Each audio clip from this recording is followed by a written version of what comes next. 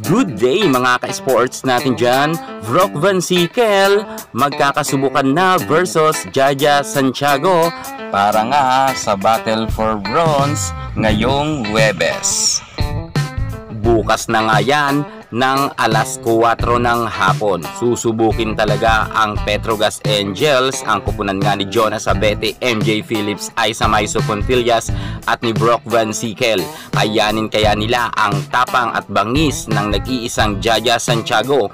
Kilala natin si Jaja Santiago na isa sa mga pinakasikat na middle blocker sa ating bansa at maging sa international ay namayagpag na nga ang kanyang karera pagdating sa larangan ng volleyball. Dati rin siyang MVP at final MVP bago niya lisanin ang Pilipinas, at sa kanyang pagbabalik, ito talaga ang isa sa mga pinakamahigpit na makakalaban nga ng Angels. Kung noon ay kayang-kaya nilang patiklupin ang kupunan nga ni Maylin Paat, pero ngayon nga ay talagang mahihirapan na sila dahil nagbabalik na nga si Jaja Santiago. Sino ang titiklop sa kanilang unang harapan? Alamin natin yan at kilatisin. Pero bago ang lahat, subscribe ka muna. I-click ang ating notification bell para lagi kang updated sa lahat ng issue pagdating sa volleyball. Susunod na!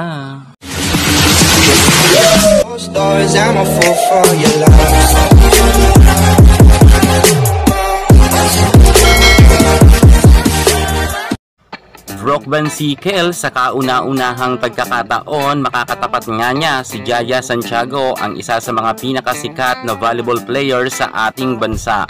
Mukhang mahihirapan ngayon ang kupunan nga nila Isa Maiso Pontillas na pataubin ang Cherry Tigo. Hindi basta-basta ngayon ang Cherry Tigo, lalo't ngayon ay namataan na nga itong si Jaja Santiago na nagtitraining na.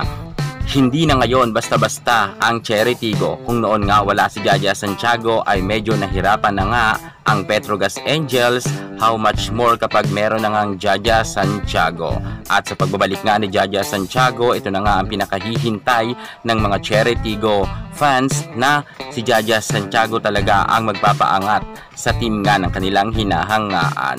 Alam naman natin na si Jaja Santiago ang isang team na nakatalo nga noon sa Open Conference pagdating nga sa PVL. Tinalo nga nila ang defending champion na sila Alyssa Valdez, ang team nga ng Team Good Vibes, at nasulot nga nila noon 2021 kung saan itinanghal pa nga na MVP at final MVP itong si Santiago. At dahil nga dyan, mas lalo talagang sumikat si Jaja Santiago, at nang nasa Japan na nga siya ay ilang beses na rin siyang kinuha maging import, at lahat nga na napuntahan niyang team ay hindi naging pabigat si Jaja Santiago, bagkos isa nga siya sa napakalaki talagang may ambag nga pagdating nga sa Agayo Medics man or sa JT.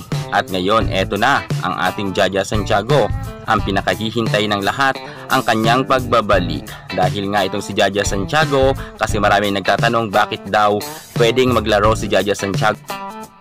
Pwede po 100%. Bakit po? Dahil nga kasama nga siya sa line-up nang ito ay ipinasa nga sa pamunuan ng PVL.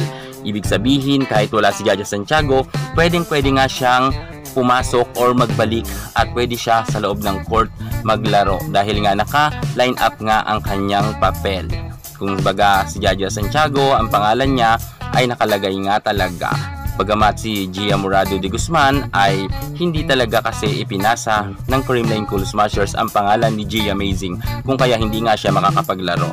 Pero itong si Jaja ay talagang noon pa man kasama na ito sa lineup nga ng Cherry Tigo. At eto na nga si Jaja Santiago, nagbabalik na nga, kaya't humanda na nga dito ang Petrogas team, sapagkat alam natin na baka nga imbis na sila na nga ang mga nanalo pagdating nga sa Battle for Bronze, pero baka masilat pa nga ito at maagaw nga ang kanilang bronze medal ni Jaja Santiago. Alam naman natin na malakas talaga si Jaja Santiago, ngunit si Brock Van Sickle ay hindi rin yan magpapadaig. Lalo naman si Chang Abby Maranyo, kung saan nga nakapost na nga at naka-my day na ang larawan nga ni Jajing. Titingnan natin kung talagang si Jaja Santiago ba talaga ang magpapaangat ng Cherry Tigo. Magandang laban to bukas, dahil nga kung makakapaglaro nga talaga itong si Jaja Santiago, dahil ito nga ngayon ang sinasabi ng karamihan dahil nagtitraining nga raw ito at maglalaro daw to para sa bronze medal. Tingnan na lang natin at aabangan natin. Good luck na lang kay Jaja Santiago sa kanyang pagbabalik. Magandang laban yan. Kung kayo ang tatanungin ko, kanino kayo tataya? Kay Jaja Santiago or kay Brock Bonsikel? Comment naman kayo sa baba. Dahil nga magkakaalaman na ang dalawang team na ito bukas. Yan muna ang pinaka-latest natin sa mundo ng volleyball. At para hindi kayo mahuli sa lahat ng issue pagdating sa larangan sa volleyball, subscribe na. Thank you so much. God bless.